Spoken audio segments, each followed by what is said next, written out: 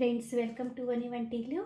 మీకు పుల్ల పుల్లగా కారం కారంగా నోటికి బాగోలేనప్పుడు, ఇంట్లో కూరగాయలు తక్కువగా ఉన్నప్పుడు ఇలా పచ్చడి చేసి చూడండి.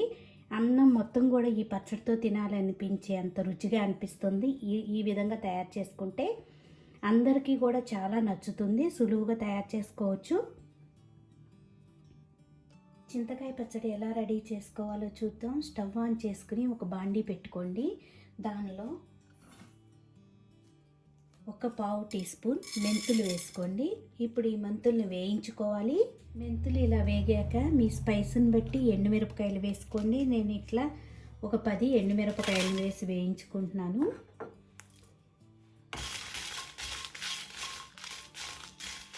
వీటిని కూడా ఇప్పుడు ఎర్రగా వేయించుకోవాలి.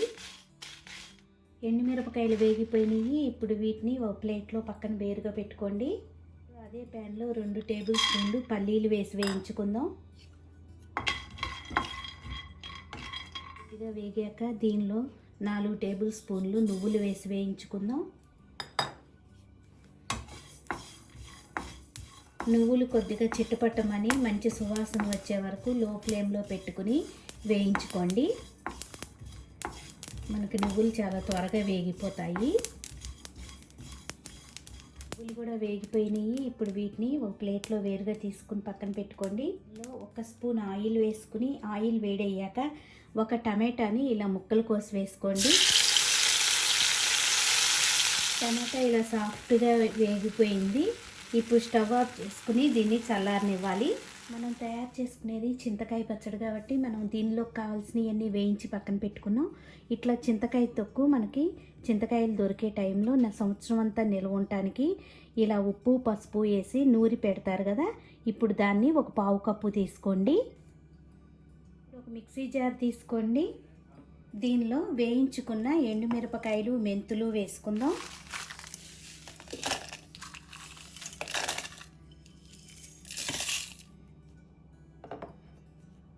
దీనిలో పల్లీలు నువ్వులు కూడా వేసుకోవాలి.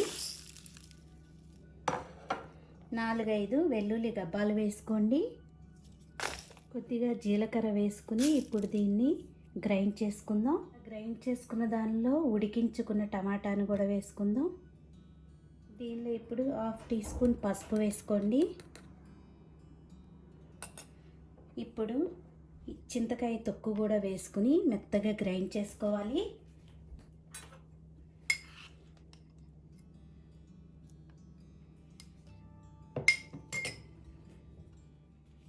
ఇట్లా రుబ్బుకున్న దానిలో ఉప్పు చూసుకుని కొద్దిగా ఉప్పు పడితే కొద్దిగా ఉప్పుని వేసి ఒక్కసారి గ్రైండ్ చేసుకోండి, సరిపోతుంది. రెడీ అయిన పచ్చడిని ఒక బౌల్లోకి తీసుకోండి. దీనికి ఇప్పుడు తాలింపు వేసుకోవాలి. ఇలా బాక్స్లో తీసుకున్నాక ఇప్పుడు తాలింపు వేసుకుని ఒక చిన్న బాండీ పెట్టుకోండి. దానిలో 2 స్పూన్ల ఆయిల్ వేసుకోండి. ఆయిల్ వేడయ్యాక 2 ఎండుమిరపకాయలని ఇలా తుంచి వేసుకోండి. ఇప్పుడు దీనిలో 5-6 వెల్లుల్లి గబ్బాలని ఇలా ముక్కలు కోసి వేసుకోండి. ఈ పచ్చడికి వెల్లుల్లి ఎంత వేసుకుంటే అంత బాగుంటుంది. వెల్లుల్లి కొద్దిగా వేగుతున్నప్పుడు శనగపప్పు, మినపప్పు, ఆవాలు, జీలకర్ర వేసుకోవాలి. ఇప్పుడు వీటన్నిటిని వేగనివ్వాలి. వేగిపోయింది. కొద్దిగా ఇంగువ వేసుకుందాం. మీకు ఇంగువ ఇష్టం లేకపోతే స్కిప్ చేసినా పర్వాలేదు. ఈ పచ్చడికి ఇంగువ చాలా రుచిగా అనిపిస్తుంది. ఇప్పుడు ఒక ఉల్లిపాయని ముక్కలు కోసి వేసుకోండి. ఇది కొంచెం బ్రౌన్ కలర్ వచ్చే వరకు వేయించుకోండి. అలా వేయించుకోవటం వల్ల మనకు పచ్చడి నిల్వ ఉంటుంది. చూడండి, ఉల్లిపాయ పచ్చిదనం అంతా పోయి బ్రౌన్గా వచ్చే వరకు వేయించుకుంటే మనకి పచ్చడి ఎక్కువ రోజులు నిల్వ ఉంటుంది, రుచిగా కూడా అనిపిస్తుంది. ఇలా ఇప్పుడు వేగిపోయినాయి కదా, స్టవ్ ఆఫ్ చేసుకుని పచ్చడిని దీనిలో వేసి ఈ తాలింపు అంతా పచ్చడికి కలిసేలా కలుపుకోవాలి.